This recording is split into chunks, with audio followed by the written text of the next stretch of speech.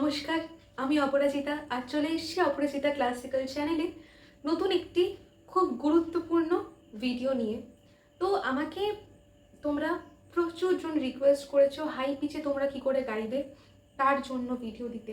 তোমাদের প্রবলেম কি হয়, তুমি কি এমন একজন সিঙ্গার যে চড়ার দিকে প্রপারলি গাইতে পারছো না, বা তোমাদের গানটা চড়ার দিকে যখন যাচ্ছ তখন ভয়েসটা মনে হচ্ছে তুমি চেঁচাচ্ছ বা খুব জোরে লাগছে, বা তুমি কি খানিকক্ষণ গান গাওয়ার পরে তোমার গলায় কি পেন হচ্ছে, তাহলে তুমি বুঝে নাও যে তোমার টেকনিক কোথাও ভুল হচ্ছে।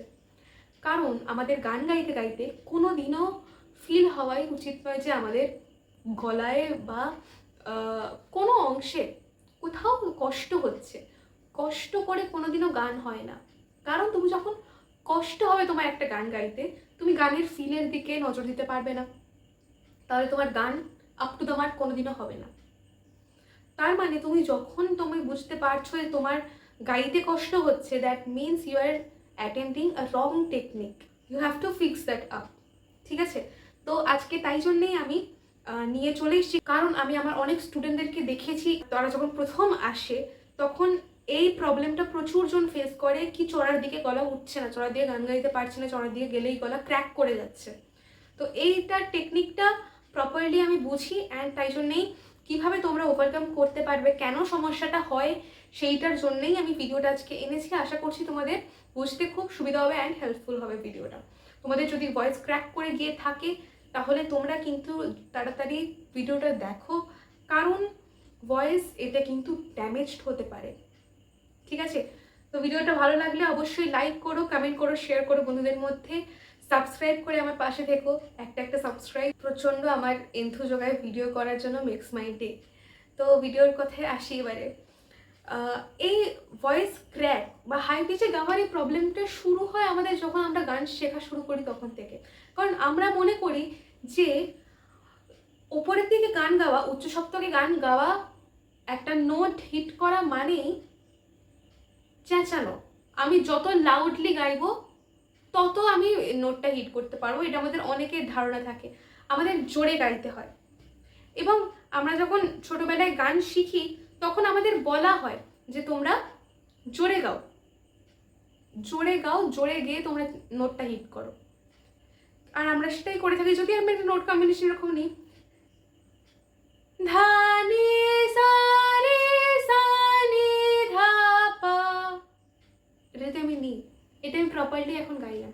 কিন্তু যদি আমি হেড ভয়েস ইউজ না করে গাই তখন কি করে আমি গাইবো, ধা নি সা নি সা নি, এই যে ভয়েস স্ট্রেন হয়ে যাচ্ছে। হেড ভয়েস ইউজ না করলেই এটা হবে। আমরা যদি চেঁচিয়ে থাকি তাহলেই কিন্তু এইটা হবে। তোমরা যদি এটার সাথে রিলেট করতে পারো যে তোমাদের গাইতে গেলে এই প্রবলেমটাই হচ্ছে, তাহলে তোমরা সঙ্গে সঙ্গে টেকনিকটা চেঞ্জ করো। ঠিক আছে, কারণ আমাদের কখনোই উচিত নয় চেস্ট ভয়েস দিয়ে চড়ার দিকে গান গাওয়া, তাহলে এইভাবে ভয়েস স্ট্রেন হয়, ভয়েস ড্যামেজ হয়, ভয়েস ক্র্যাক হয়, তাহলে গাইতে পরবর্তীকালে তোমাদের সমস্যা, গানটা শুনতে ভালো লাগবে না। কারণ আমাদের গান মানে কি, গান মানেই হচ্ছে আমাদেরকে সেটা শুনতে মেলোডিয়াস লাগবে, বিউটিফুল লাগবে, গানটা শ্রুতি মধুর হবে, যেটা চেঁচালে বা জোরে গাইলে কোনোদিনও হবে না। ঠিক আছে, আমাদের সব সময় মনে রাখতে হবে গানটা শুনতে যেন ভালো লাগে, শ্রুতি মধুর যেন হয়, তার জন্য আমাদের সফটলি গান গাওয়া প্রয়োজন। তো এর একটাই সলিউশন, যেটা হচ্ছে আমাদের হেড ভয়েস ইউজ করতে হবে, যার জন্য হেড ভয়েস ছাড়া এর কোনো সলিউশন নেই। হাই পিচে গাওয়ার জন্য আমাদের হেড ভয়েসই দরকার। তো হেড ভয়েস আমরা কি করে অ্যাক্টিভেট করব না, আমরা যেভাবে হাই তুলি, হাউ উই ইয়ন, এইটা থেকেই আমাদের হেড, আমরা প্রপারলি ব্রিথ ইন করবো, হাই তোলার মতো করে আমাদেরকে একটা চড়ার দিকে একটা নোট গাইবো। এবারে আস্তে আস্তে হাই পিচে আরো,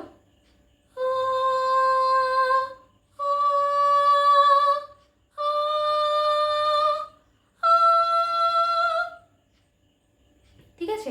প্রথম প্রথম মনে হবে যে খুব সরু গলা, প্রথম প্রথম মনে হবে এটা তো আমার ভয়েসই নয়, ফলস ভয়েস, ফলস এটা না, ফলস ভয়েস, এটা অনেকের মনে হয়। তো অনেকে বলে যে নিজের ভয়েসই হয়তো নয়, নিজের ভয়েসেই গাইছি না, বাট জিনিসটা সেরকম নয়, তুমি চেস্ট ভয়েস দিয়ে কোনো দিনও চড়াচড় গাইতে পারবে না। তোমাদের যে এই ভয়েসটা অ্যাক্টিভেট হলো হাই তোলার মতো করে তোমরা গাইলে, কিন্তু এই ভয়েসটাকেই তোমাদের রেওয়াজ করে প্র্যাকটিসের মাধ্যমে তোমাদেরকে প্রপার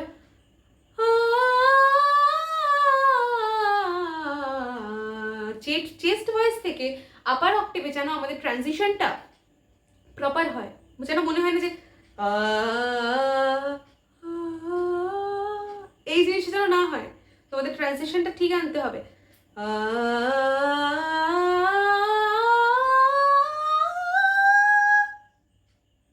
ঠিক আছে, দুটো অক্টেভ গাইলাম আমি, এই সা থেকে এই সা, চল একটা অক্টেভের সার পরে, তারপরে সা রে গা মা পা ধা নি সা, রে গা মা পা ধা নি সা,